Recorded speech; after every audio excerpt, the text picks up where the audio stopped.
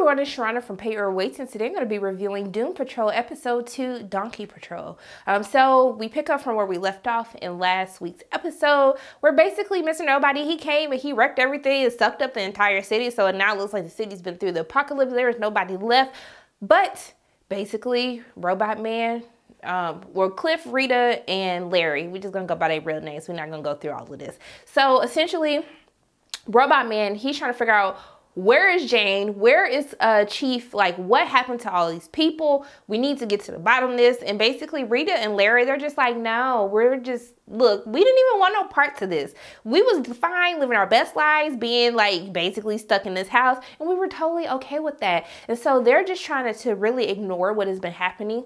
And then we're introduced to Cyborg. We're introduced to Victor. And so Victor comes to basically try to figure out what has happened to Chief. And we kind of go into a little backstory with him and his relationship with Chief, who helped his father kind of, you know, check in with Victor, understand his progress. And Victor kind of, his dad is running his life. We know that he has this accident that kind of turns him into the cyborg, but his dad still has high hopes for him. He wants him training, saving people in Detroit, so he can basically end up becoming a part of the Justice League. And so I actually like the actor who plays him. And actually, let me make sure I can figure out what his name is, because I don't want to mess it up. So Jovan Wade plays Victor.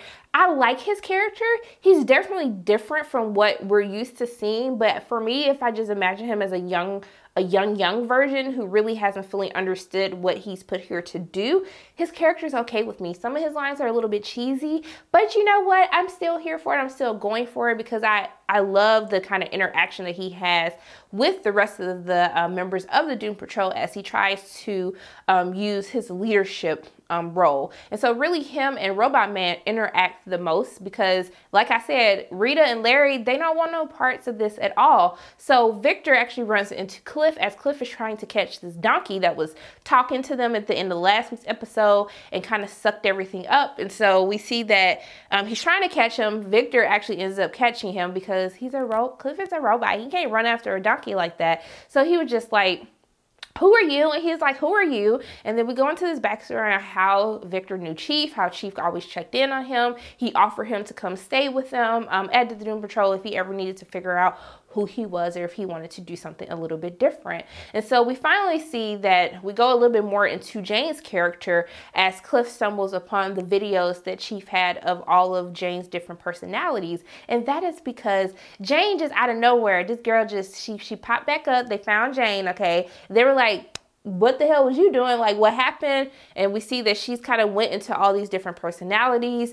And basically Victor ends up being the one to kind of interrogate her. And so as this interrogation is happening while he's talking to Baby Doll, one of the versions of Jane's personalities, we see that Robot Man stumbles upon the different tapes. And so he finds out what this whole underground is, the underground basically of Jane's mind, these different stations where all of her different personalities live, where I think personality number 8 is the driver of all of these different personalities. And so he stumbles like there's one of these personalities that's not like being interrogated that they don't talk about. And of course, as this is happening, Victor runs into that personality who ends up trying to kill them. And they were just like, Larry and Rita still like, ain't got no time for this. So they go outside, but then they realize that, hey, we need to figure out what happened and we need your help to do so. And we think it has something to do with this donkey. So Rita, basically, they convince her to go into the donkey's mouth because the cyborg can basically see that it is a key that the donkey's mouth is. So they go into the donkey's mouth, which looked really disgusting, and how Rita was explaining it, the smell, all of that. I was just like, you are real one, Rita, for doing this for them because we know that you didn't want no parts of this. So we kind of see all of these different town survivors as they kind of go into this different type of dimension. And so they're introduced to Mr. Nobody, who kind of puts all of these different characters into their own little hell. And so basically it was just Rita, Larry, and Cyborg who go because Robot Man is basically trying to take care of Jane, who seems to be getting worse and worse and worse as he tries to understand her a little bit more. So they know that Mr. Nobody has Chief He has no intention on giving them up. But what I really enjoyed about this episode is how Mr. Nobody uses the fact that they're misfits and how they have these traumatic pasts to kind of torment them. And so we're kind of thrust back into kind of their own different types of origin stories. We get a little bit more from Cyborg's origin story of what happens in the accident that turned him into Cyborg and actually killed his mother. And I thought it was really cool how he went through the most torture because he knew what Mr. Nobody was doing, which kind of shows his leadership and his wisdom, which is more than what he has from the other members of the Doom Patrol, because he has been really the only one who has truly embraced who he was and has always tried to do good for others, you know, as a result of this traumatic incident that he's been through. So we get to know a little bit more about what their deepest fears are.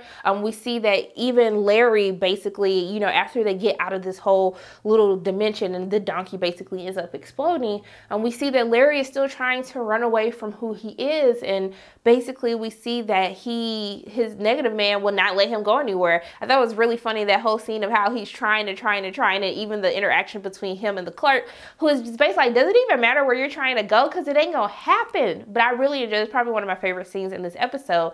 But I love to see how this is one of the second times that we see all of the group kind of, well, almost all of the group kind of trying to work together to, you know, put their abilities to the test to kind of do good and try to figure out what happened to Chief. I love that we got to see a little bit more of what Jane could do. I don't know how great that can be, because since she does have a different ability for every personality, I don't know if we will be able to see those abilities, but I think where she shines the most is when we see her turn into these different personalities, and also too the powers that go along with them. I think that's one of her greatest traits, and I think that's why she's so fun to watch. I just wish that they would do a little bit more of it, and maybe also go into her origin story of why she has all these personalities, the traumatic past that she had with her father that kind of led to this. I want to see that a little bit more. But overall, I enjoyed this episode. I enjoyed the introduction of Cyborg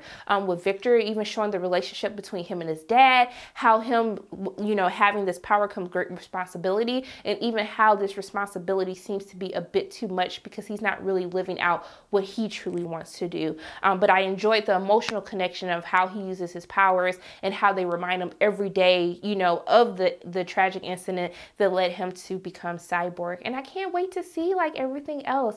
I thought it was very fun going into this different dimension. I do think they need to work on their effects a little bit, because even when Rita's kind of going down the donkey's throat, there were just a couple of things I was like, you guys could have did a little bit better on that, but I don't know what type of budget you were working for this. But I was just like, I really hope that the effects get a little bit better in the upcoming episodes. But this was another cool episode, another origin story for us to explore with the introduction of Victor, and also seeing them kind of use their abilities a little bit more. So I'm excited to see what happens for the rest of this season. But those are pretty much my quick thoughts on episode 2, Donkey Patrol of the Doom Patrol series that is streaming on the DC Universe app. As always, my name is Sharronda from Pay Your Weight, and if you like what you saw today, make sure you hit the like button, hit subscribe, share this video with your friends, and make sure you hit that notification bell, and I will see you soon.